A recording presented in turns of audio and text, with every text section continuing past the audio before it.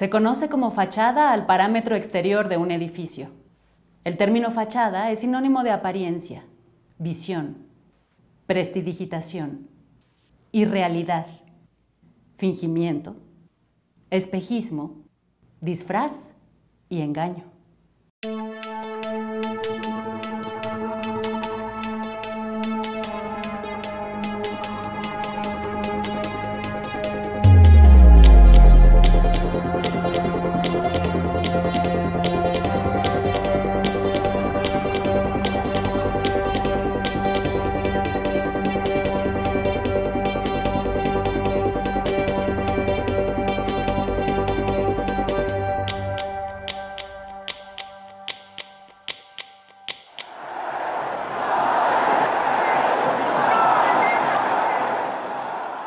En política no hay coincidencias.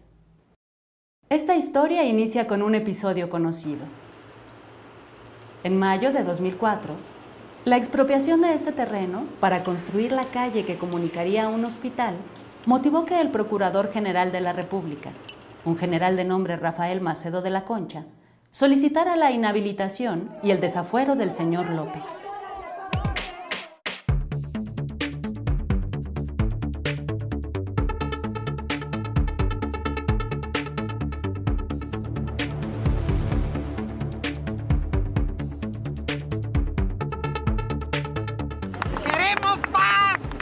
¡Queremos seguridad! ¡Obrador! ¡Obrador! ¡Obrador! ¡Obrador! Ahora resulta que en el país de la impunidad a mí me van a desaforar, me van a encarcelar y me van a despojar de mis derechos políticos por haber intentado abrir una calle para comunicar un hospital.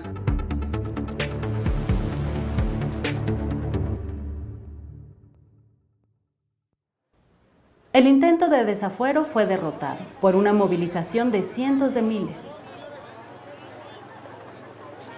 Luego se sabría que Álvaro Tobilla, el juez que intentó encarcelar a AMLO, sería suspendido por enriquecimiento inexplicable, al igual que su secretario, Ezequiel Martínez Hernández. Lo que no imaginamos fue que años más tarde se derrocaría a estos presidentes y líderes de América Latina, con juicios idénticos y apoyo de los Estados Unidos. Nadie, salvo este personaje, entendió en su momento que López Obrador estaba siendo objeto de un golpe blando. Una nueva fórmula de la inteligencia estadounidense, basada en el soborno de jueces y los medios de comunicación, también conocida como lawfare. Luego vendría el fraude electoral.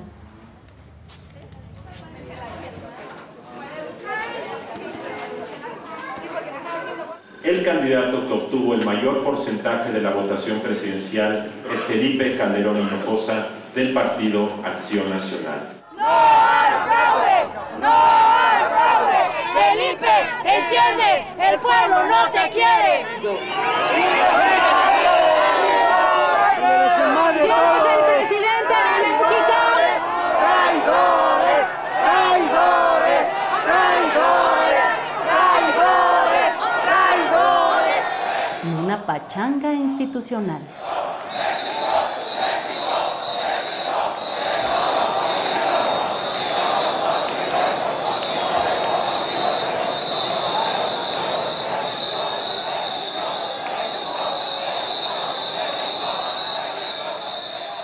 Felipe Calderón se refugiaba en el Auditorio Nacional rodeado de oligarcas y secuaces. ¡Sí se pudo! ¡Sí se pudo! Aquí, el héroe de Bucareli y una estirpe de empresarios beligerantes, los Claudio X González, padre e hijo. Claudio X González Laporte fue asesor de Salinas e intentó convencer a este otro de enviar tropas mexicanas a Irak en 2003. Accionista de empresas como Minera México, General Electric o Televisa, y presidente de Kimberly-Clark, el señor González declaró en 1994 que López Obrador era un populista capaz de llevar a México a una tragedia. Claudio X González Guajardo heredó las fobias paternas y desde 2007 presidió Mexicanos Primero, impulsor de una falsa reforma educativa, desde arriba, un ataque clasista y fallido contra el sindicato de maestros.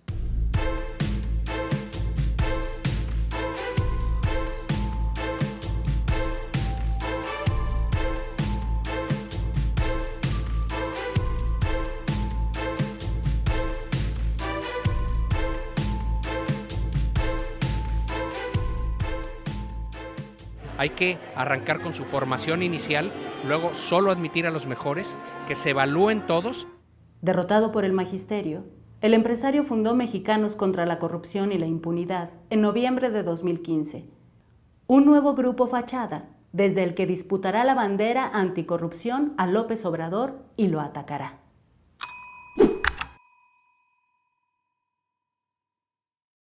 Aquí, Mexicanos contra la Corrupción en su propia voz. Somos una organización apartidista. Nos interesa combatir la corrupción y la impunidad en México, venga de donde venga, pública, privada y social. Cuando pensamos en crear a MSCI, teníamos la convicción de hacer una organización diferente en México. Y lo logramos. No hay ninguna como nosotros. Es cierto, Mexicanos contra la Corrupción es incomparable.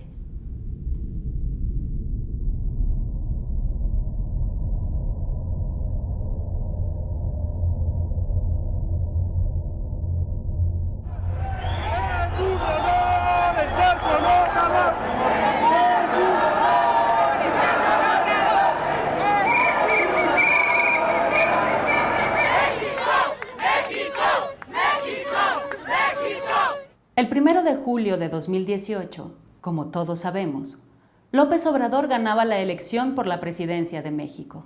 Se decidió el día de hoy iniciar la cuarta transformación de la vida pública de México. Un año más tarde, Canal 6 de Julio producía el documental En Nombre de la Libertad, señalando a la Agencia Internacional de Desarrollo de los Estados Unidos, USAID, como velada adversaria del nuevo gobierno. El 15 de julio de ese año, el diario La Jornada publicó una nota al respecto. 5 días después, la Embajada de los Estados Unidos enviaba una carta al mismo diario, en la que desmentía la nota y afirmaba que la USAID se asocia con México para fortalecer el sistema de justicia penal, proteger los derechos humanos, prevenir el crimen y la violencia, aumentar la transparencia y la integridad y sustentar la forestación. 2 años más tarde, el presidente hablaba del informe anual del Departamento de Estado de los Estados Unidos y, sin mencionarla, aludía a la USAID y a la organización Artículo 19. Y ese organismo 19, Artículo 19, está apoyado por el extranjero. Pero además, toda la gente que tiene que ver con Artículo 19 pertenece al movimiento conservador que está en contra nuestra. Al día siguiente, el director de Artículo 19 hablaba. Lo que nos llama la atención, por ejemplo, es que la USAID ha también colaborado con el gobierno mexicano actual en temas de derechos humanos y no entendemos cuál es la problemática entonces de que también abone a la labor que hacen organizaciones de sociedad civil cuando la cooperación internacional, tanto europea como estadounidense, también ha participado en iniciativas del gobierno mexicano y lo sigue haciendo. El señor Maldonado reconocía recibir financiamientos de la USAID, pero lograba presentarlo como algo irrelevante e inofensivo. No obstante, 3 meses y medio más tarde, Artículo 19 se entrampaba. Es el 11 de julio de 2021. ¡Derechos humanos! para los cubanos, derechos humanos para los cubanos. El gobierno de Cuba enfrentaba protestas. Al día siguiente, AMLO comentaba: de ayer, casualmente, esta organización que ya hemos denunciado nosotros en esta conferencia, sacó una foto y resulta que la imagen no es de La Habana, es, creo, de Egipto. Efectivamente, la fotografía publicada por Artículo 19 es un engaño, pues corresponde a una movilización en Egipto en 2011 y nada tiene que ver con Cuba. Horas más tarde, Artículo 19 reconocía la falsedad de la información publicada, pero insistía en sus condenas al gobierno cubano. Imágenes engañosas, patrocinadores exigentes.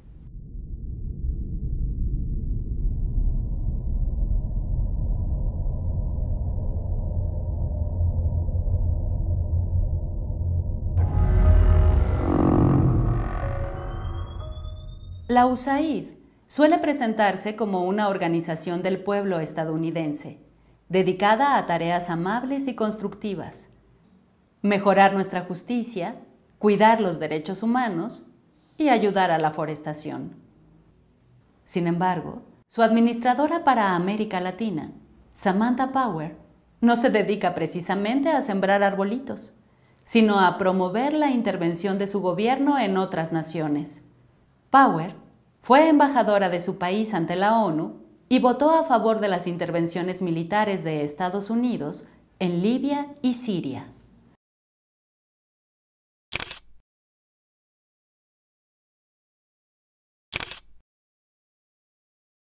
No es entonces la USAID, como se dice, un organismo de cooperación de los Estados Unidos. No, es un organismo de intervención de los Estados Unidos en nuestros países, y lo hacen, así como también hay intervención militar directamente a través de bases militares, también hay una intervención que es política. Detrás de la fachada cordial y humanitaria de USAID se esconden historias siniestras.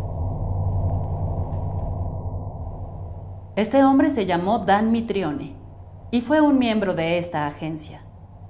En 1969, el señor Mitrione visitó Uruguay en calidad de consejero de seguridad pública, pero en realidad entrenaba a policías y militares uruguayos en técnicas de tortura.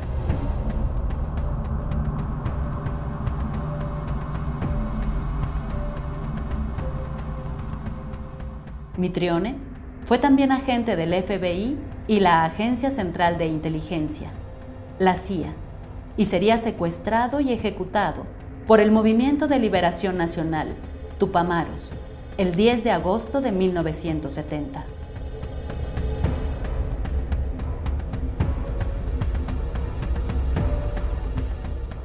La CIA ha sido señalada por actuar de modo encubierto en la desestabilización y derrocamiento de gobiernos y asesinato de líderes latinoamericanos.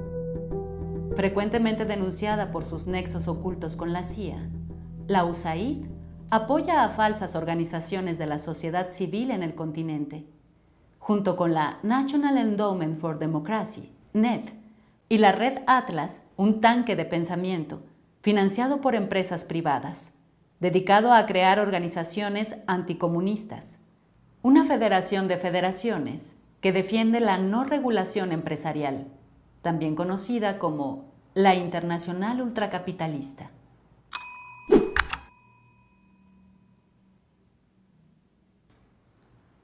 La USAID, la NED y la Red Atlas financian tanques de pensamiento mexicanos, como Caminos de la Libertad, el Instituto de Pensamiento Estratégico Ágora, el Instituto Mexicano para la Competitividad, México Evalúa, Artículo 19, Causa en Común, la Comisión Mexicana de Defensa y Promoción de Derechos Humanos, México Unido contra la Delincuencia y Mexicanos contra la Corrupción y la Impunidad.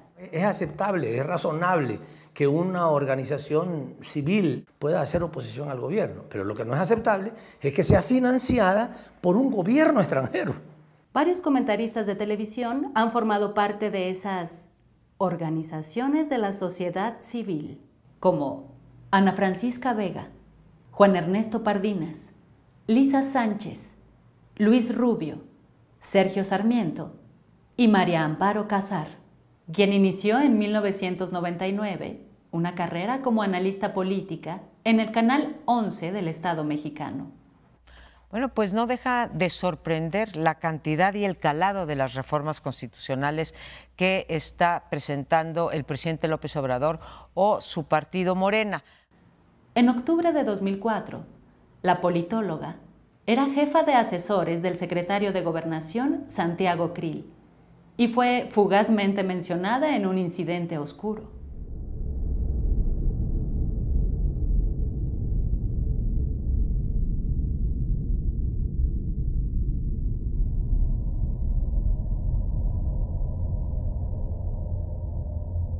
El supuesto suicida se llamó Carlos Fernando Márquez Padilla.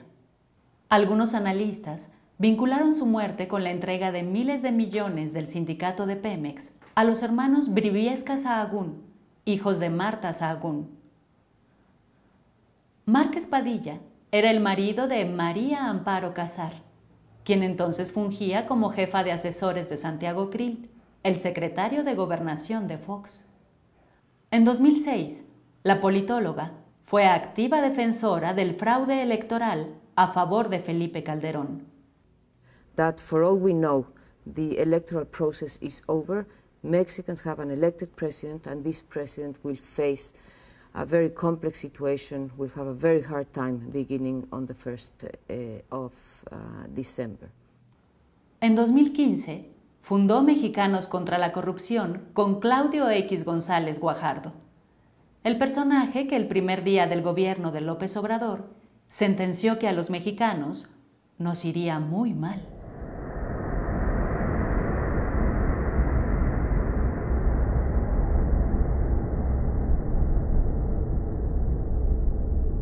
El 24 de julio del 2020, González dejó la presidencia de Mexicanos contra la Corrupción y fue reemplazado por Casar. La exfuncionaria, vestida de activista de la sociedad civil, aportará su experiencia en golpes suaves y coordinará, junto con su socio, a las derechas política y social. A mí me parece que Va por México no se está desbaratando, no se está diluyendo. Acabamos de pasar hace pues ni 2 meses que vimos un gran acto de unidad que fue el haber dicho no a la reforma energética, y después vimos otro acto de unidad con el que podemos estar de acuerdo o en desacuerdo, que fue la famosa moratoria constitucional que declararon los 3 partidos. En el equipo de Casar, casualmente, el exdirector de Artículo 19, Darío Ramírez, también exfuncionario de la Secretaría de Gobernación en tiempos del desafuero. En política no hay casualidades.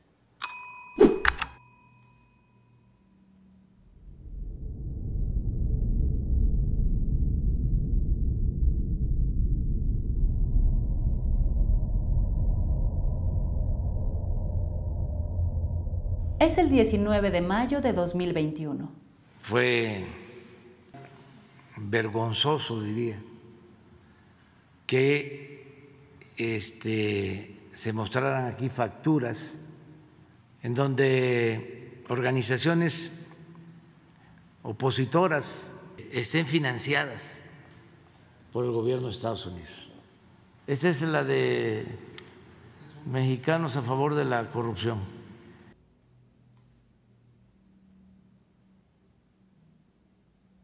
El presidente exhibe facturas de Mexicanos contra la Corrupción, con cargo a la USAID. Estas ONGs suelen contratar servicios de consultorías para posicionar los temas de sus clientes en las redes digitales, un trabajo que realizan jóvenes reclutados en las propias redes.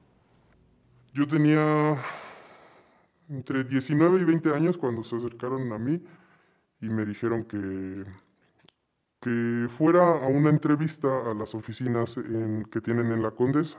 Me habían dicho que iba a llevar algunas cuentas y que iba a manejar redes sociales. Fue todo lo que se me había dicho. Ahí habíamos en esa oficina como 10 personas en total y todos éramos el equipo de contenido. Todos estábamos con cuentas y todos estábamos subiendo cosas. Solamente una persona era la coordinadora que llevaban pues otros equipos, ¿no? Hablaba con otros equipos. La construcción de tendencias en las redes se hace mediante una organización piramidal, encabezada por los llamados informáticos de estructura, que coordinan a decenas de operadores que deben crear diversas identidades falsas y emitir, a través de cuentas inorgánicas, miles de mensajes con la misma orientación. Eran muy agresivos sus comentarios y creo que era una exigencia continua. El contenido que teníamos que crear tenía que ser soez en el lenguaje, muchas veces muy violento, muy agresivo. Cuando estas empresas se dedican a favorecer la imagen de un cliente, el servicio se denomina limpieza digital. Al conjunto de cuentas falsas activas se le conoce como granjas de bots. Esta clase de servicios suele incluir el pago a personas con prestigio en las redes, conocidos como influencers, quienes replican mensajes con contenidos afines. Las granjas de bots pueden multiplicar exponencialmente una línea de opinión en minutos, crear tendencia e influir en cientos de miles o millones, a través de cuentas que simulan ser de usuarios orgánicos.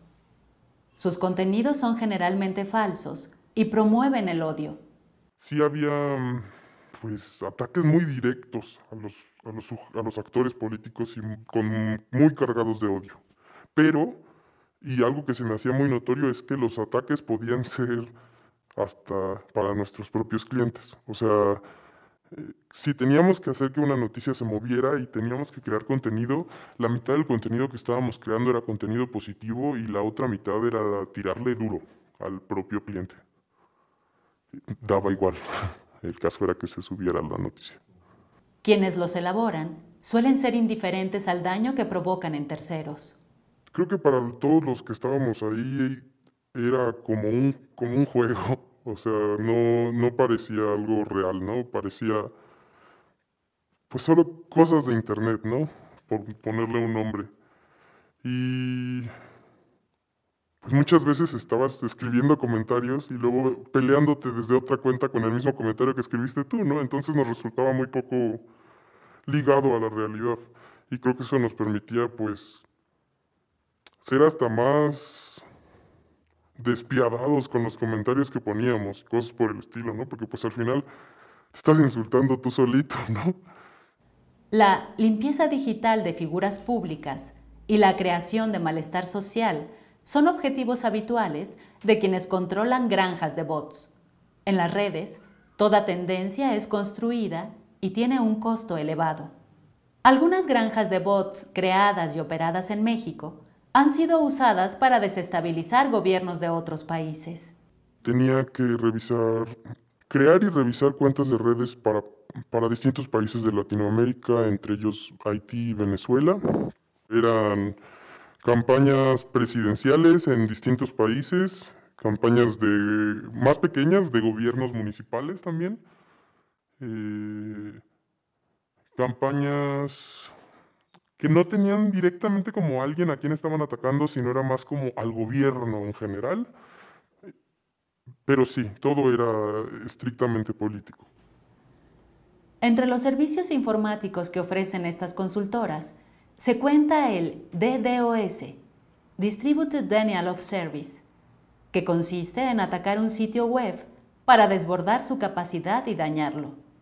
El hacking, que reúne técnicas para vulnerar la seguridad de un sistema informático y allanarlo. El phishing, empleado para engañar a usuarios, haciéndose pasar por alguien de confianza e inducirlo a realizar acciones cuyas implicaciones ignora. Los servicios pueden incluir la intervención encubierta de provocadores en eventos políticos.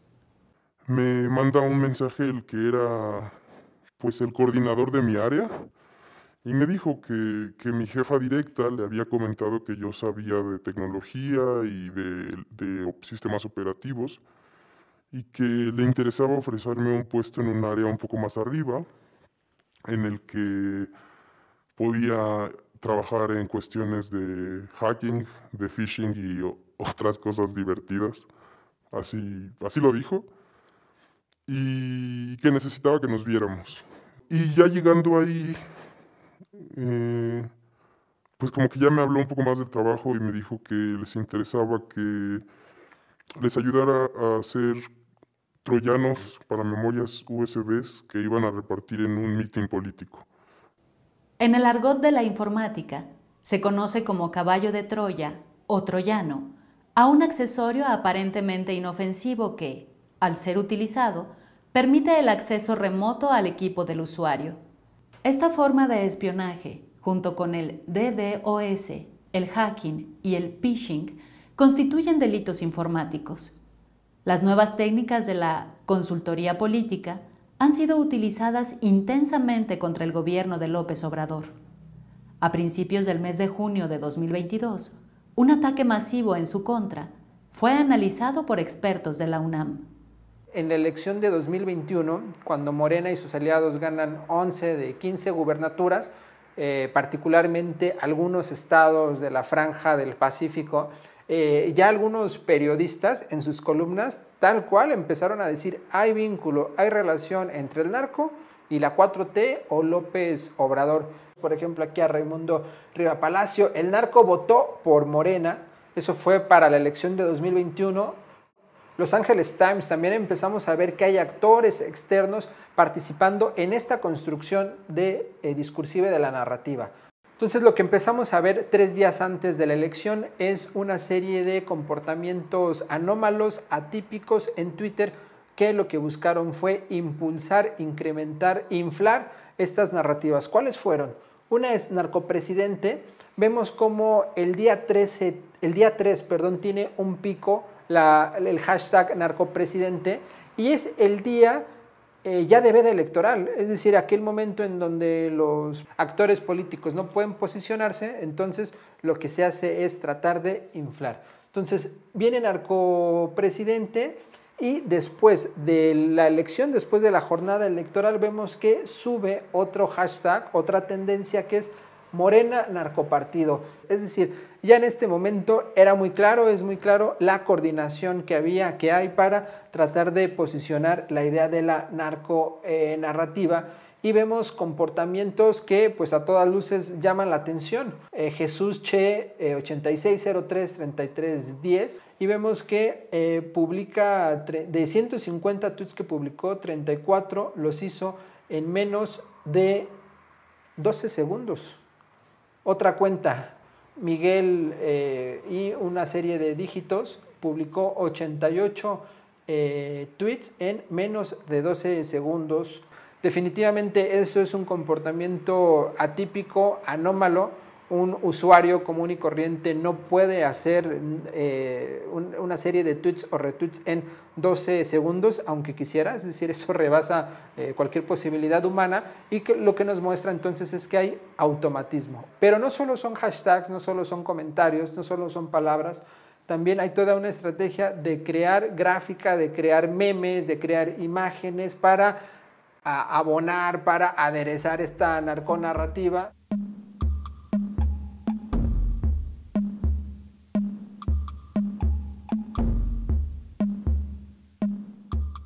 Si se trata de impulsar, además, de forma visual, esta idea es toda una campaña que tiene distintos niveles y dimensiones.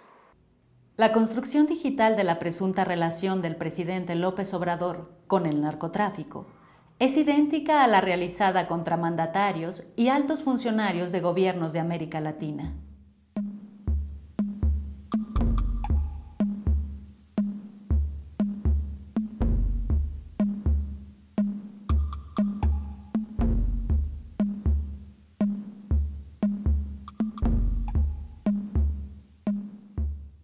me genera un fuerte remordimiento.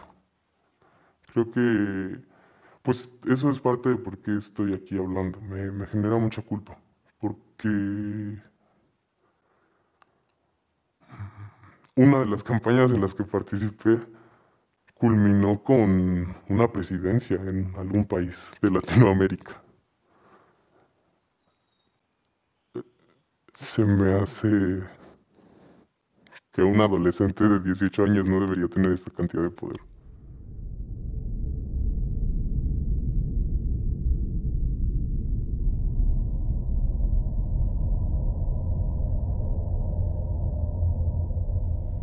Cambridge Analytica fue una consultora británica que recopiló ilegalmente datos de decenas de millones de usuarios de Facebook, a los que dio seguimiento psicológico para manipularlos como votantes de campañas electorales a favor de Donald Trump, los promotores del Brexit en el Reino Unido y de Mauricio Macri en Argentina. Esta operación de hackeo provocó que Facebook fuera multada con $5.000 millones en 2019 y que Cambridge Analytica desapareciera. No obstante, sus prácticas persisten a través de nuevas consultoras. Esta es la oferta que una de estas empresas, llamada CLS Strategies, ofrece a su clientela.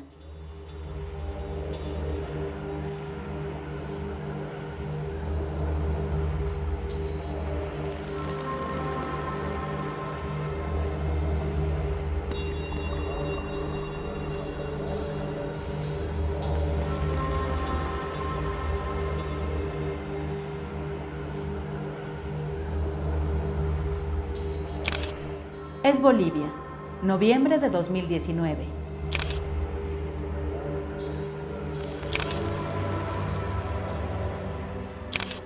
El golpe de Estado contra Evo Morales tuvo episodios de violencia extrema.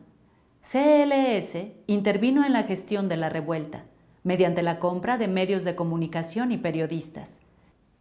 Intervención en las redes con cuentas falsas, difusión de mentiras, rumores y mensajes de odio. La empresa cabildeó para sus clientes golpistas reuniones con la OEA, senadores estadounidenses y con ONGs bolivianas financiadas por la NED y USAID. CLS trabajó para el gobierno de Enrique Peña Nieto y en 2020 fue sancionada por Facebook tras crear cuentas con perfiles falsos para atacar a López Obrador. Los golpes suaves como negocio de particulares. We've also done some polling to get a sense of what people's concerns are in Haiti and what's going well and what's not going so well. Este personaje se llama Mark Feinstein. Fue colaborador de CLS Strategies en el golpe de Estado contra Evo Morales. Pero entre 1980 y 1990 había participado desde la NED en los ataques al gobierno sandinista. Feinstein también intervino en el derrocamiento del presidente de Paraguay, Fernando Lugo, en 2012, siendo administrador de la USAID para América Latina y el Caribe.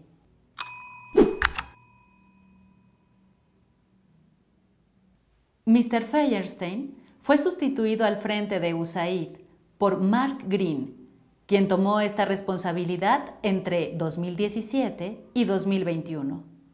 Green es amigo de Juan Guaidó y participó en el intento de incursión de paramilitares a Venezuela en 2019.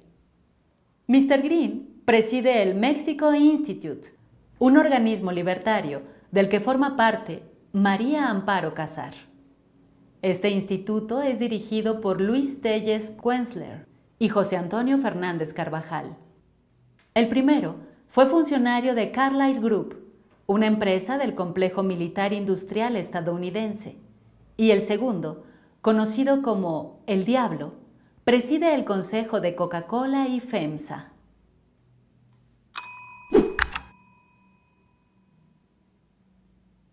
El Mexico Institute está adherido al Wilson Center, tanque de pensamiento estadounidense encabezado por expertos en seguridad e inteligencia.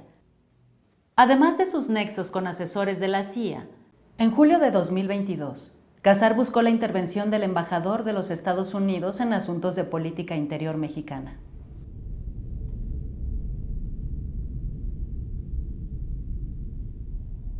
El gobierno de López Obrador aún no cumplía su primer año y Mexicanos contra la Corrupción desplegaba una estrategia de guerra jurídica en su contra. La asociación articuló a 13 grupos en la coalición No Más Derroches, una alianza en la que destacó Causa en Común, México Unido contra la Delincuencia y algunos despachos de abogados.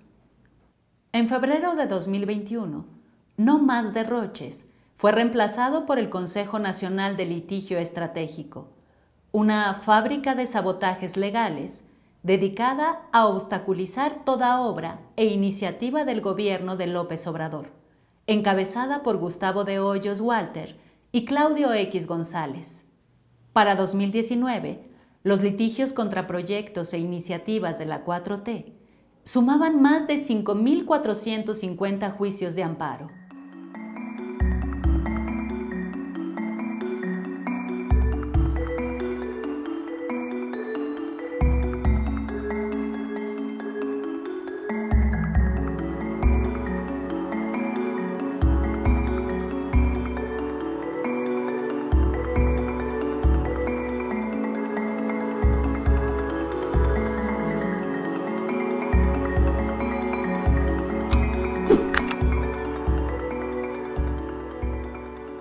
Lejos de los tribunales, González Guajardo mandaba a los legisladores del PRI, PAN y PRD a declararse en moratoria constitucional en junio de 2022.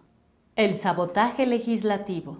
Los partidos de la coalición Va por México presentamos una moratoria constitucional y hacemos un llamado a la sociedad a que se sume para denunciar cualquier violación al marco legal, tanto a nivel local como federal, que ponga en riesgo la democracia que tanto nos ha costado construir. Casualmente, la señora Casar es autora de una columna y podcast llamados A Juicio de Amparo, Ironías Privadas y Guerra Judicial.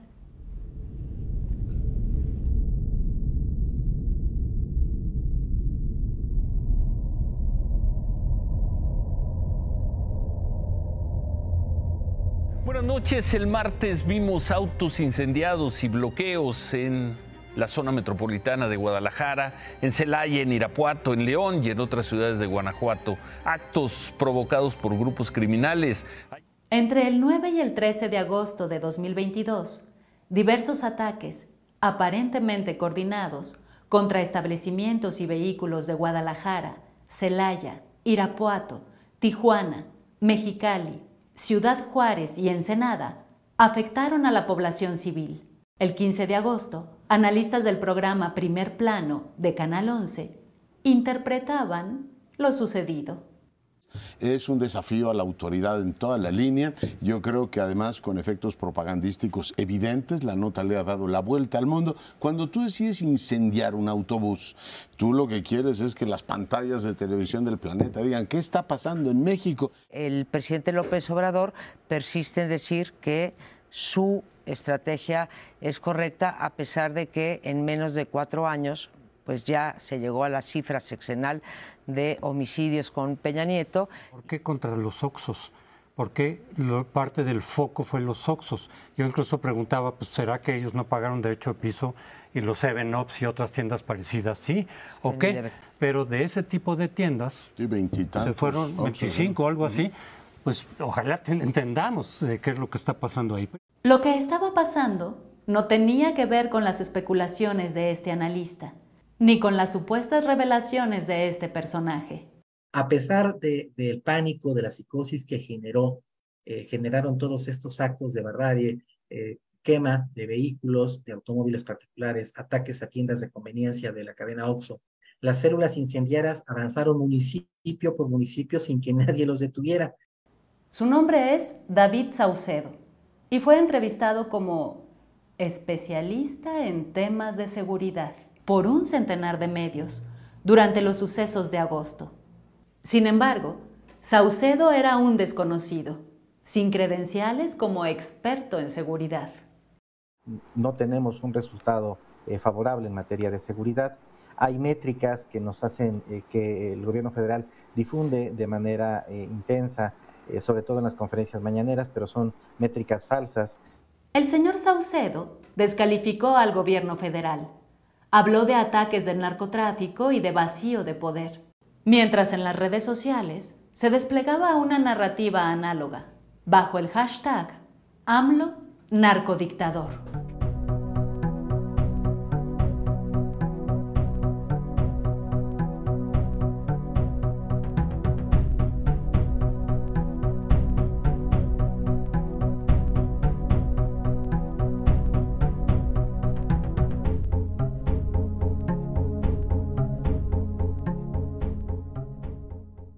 Detrás de esta campaña se ocultó, sin embargo, que 20 de los 25 ataques a las tiendas OXXO se centraron en Irapuato y el resto en otras ciudades de Guanajuato, salvo un caso registrado en otra entidad. Guanajuato es gobernado por el PAN desde 1991.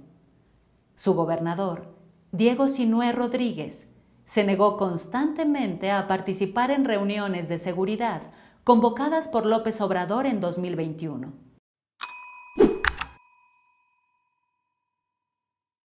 El fiscal de la entidad, Carlos Samarripa, suma 12 años en el cargo, en los que la violencia del crimen organizado ha aumentado.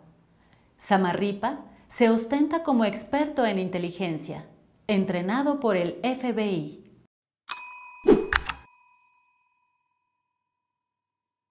Durante los sucesos de agosto, autoridades de Guanajuato atribuyeron al Cártel Jalisco Nueva Generación los ataques a las tiendas OXXO, pero posteriormente informaron que ninguno de los 14 detenidos pertenece a ese grupo delictivo y que algunos de ellos fueron reclutados aleatoriamente por desconocidos.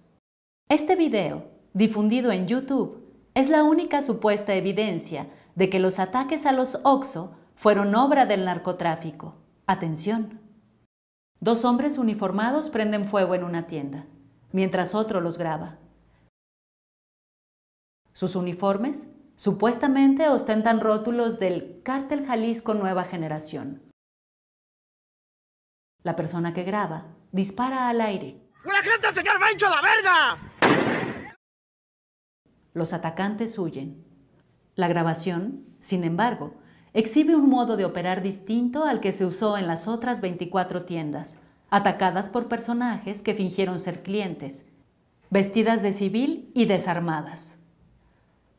Según fuentes reservadas, los empleados de las tiendas OXXO condicionaron información a las autoridades y los videos grabados en ellas durante los ataques podrían haber sido borrados por la Fiscalía de Guanajuato. Las células incendiarias empiezan a salir de Irapuato, Celaya y se empiezan a mover hacia otros municipios. David Saucedo hablaba de narcosataques con supuesta objetividad analítica, pero ocultó que, en realidad, es un activista de Causa en Común, un grupo opositor de la 4T. Aquí, el señor Saucedo, entrevistado en la página web de Causa en Común, el 10 de febrero de 2022. Yo creo que hace falta un poco de modestia y honestidad intelectual en reconocer que las estrategias de seguridad pública, de acuerdo con lo que muestran las estadísticas y de acuerdo con el análisis cualitativo que realiza Causa en Común, dejan muy en claro que no están funcionando.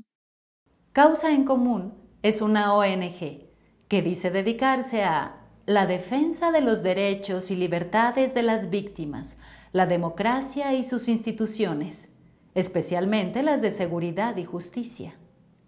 No obstante, los perfiles de sus integrantes indican otra cosa. Uno de ellos, Jorge Enrique Tello Peón, fue asesor de seguridad de Felipe Calderón. Es director de la consultora Madison Inteligencia México y fue titular del Centro de Investigación y Seguridad Nacional, CISEN, donde trabajó con Genaro García Luna en tiempos de la masacre de Acteal.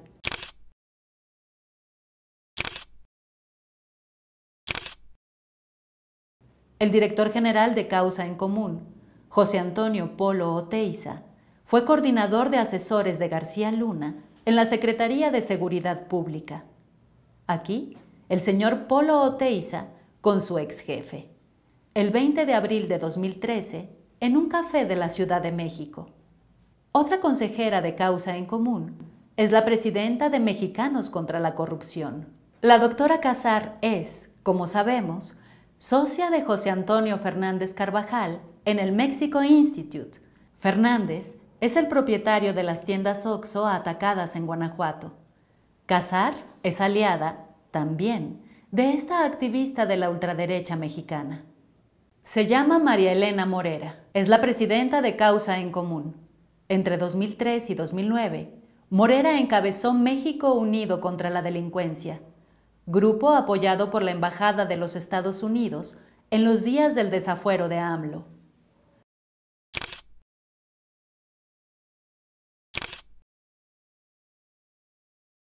En 2004, Morera fue una de las organizadoras de la Marcha Blanca, junto con Guillermo Velasco Arzac y José Antonio Ortega, dirigentes de la organización secreta El Yunque, en la que algunos sitúan también al fiscal Samarripa.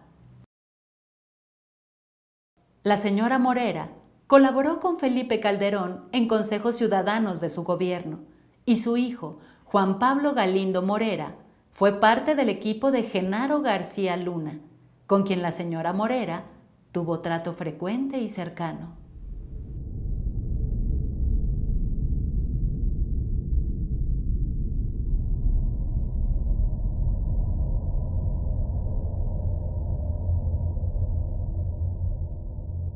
Estamos de vuelta en Guanajuato, donde gobierna el PAN.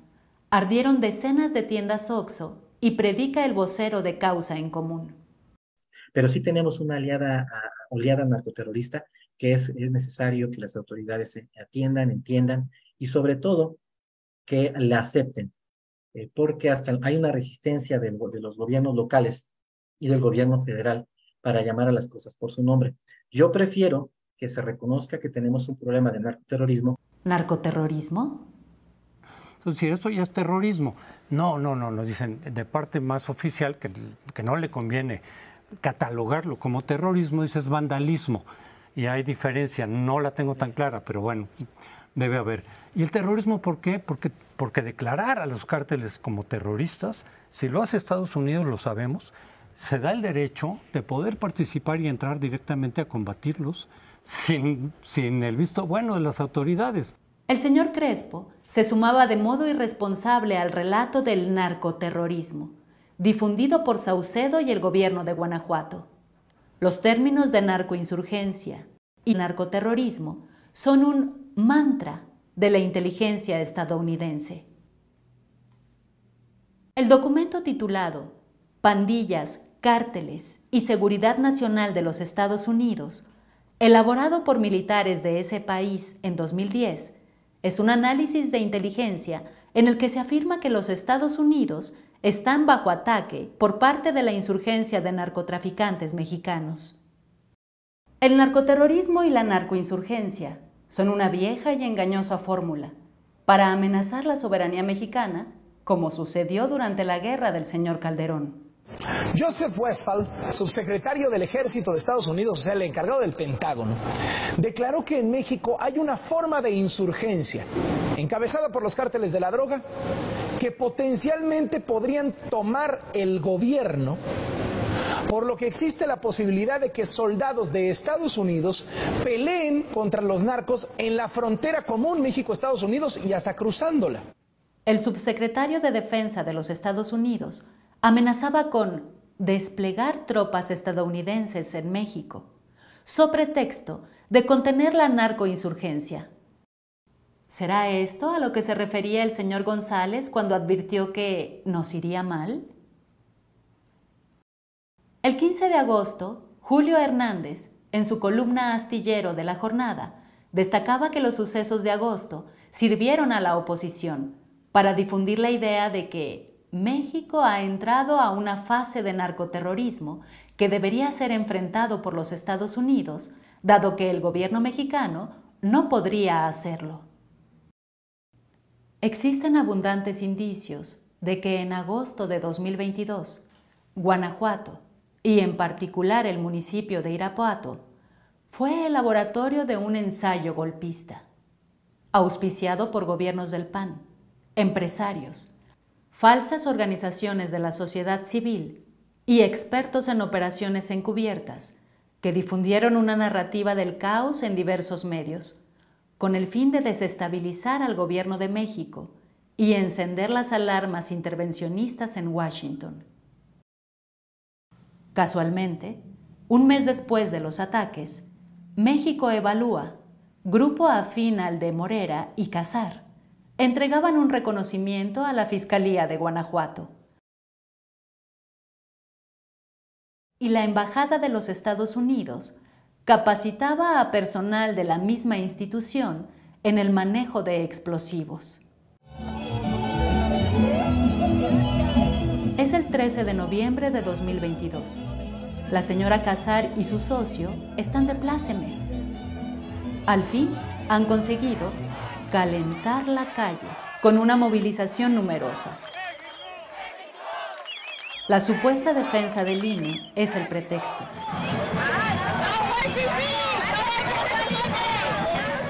Pero lo que cuenta es el aumento de la base social de la ultraderecha, su relativo éxito organizativo e ideológico. ¡Indio de Macuspana! Tienes unas patas rajadas que ni el mejor zapato que te pongas te quita lo naco, pendejo. Ayer sufrí un atentado, salí ileso, sin golpes ni heridas.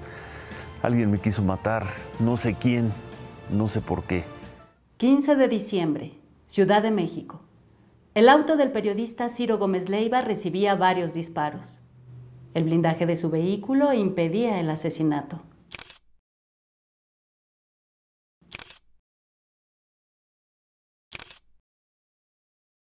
Tres semanas más tarde, el metro capitalino registraba un choque de trenes, una joven estudiante muerta y más de un centenar de heridos.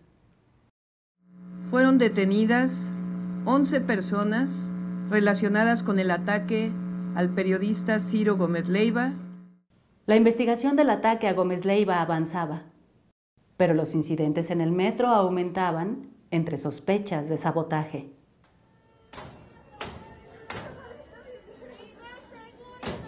Cinco días después, conocido grupo feminista, supuestamente de izquierda, reaparece al servicio de la ultraderecha. La muerte de la estudiante y la presencia de la Guardia Nacional en el metro son el pretexto. La comunidad bancaria ya les ha pedido que se retiren y no se revelan. Los grupos fachadas se desdoblan y escalan su ofensiva. Membretes afines a Mexicanos contra la Corrupción, también patrocinados por USAID y la NED, orquestan las protestas, disfrazados de sociedad civil.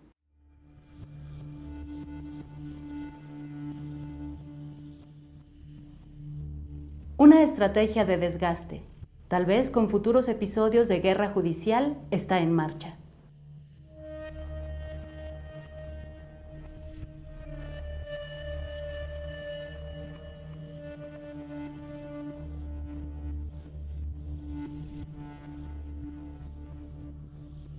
La candidatura de Sheinbaum es el blanco inmediato.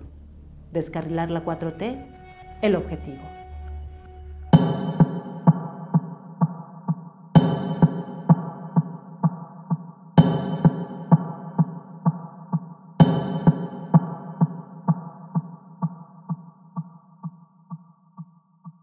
¡Que viva Morena!